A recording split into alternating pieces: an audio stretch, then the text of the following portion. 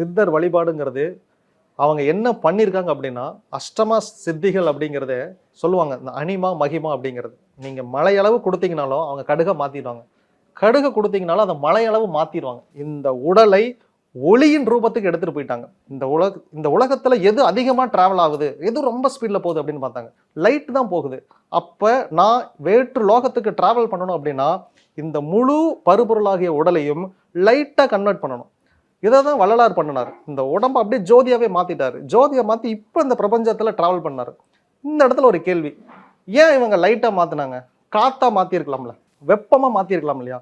ஏன்னா வெப்பம் சூரியன் அங்க இருக்கிறாரு, காற்று இந்த பூமியில் ஃபுல்லா இருக்குது. ஆனா லைட்டு தான் இது எல்லாத்தையும் ஊடுருவி போகக்கூடியது. நீங்க எந்தையும் வச்சு மறைக்க முடியாது. வெற்றிடத்துல ஒளி பரவாதுன்னு அறிவியல் ஒரு கோட்பாடு இருக்கு. சவுண்டு பரவாது, ஆனா ஒளி பரவும். அதனால இந்த சித்தர்கள் என்ன பண்ணாங்க அப்படின்னா, ஒளியின் ரூபத்துக்கு மாறிட்டாங்க.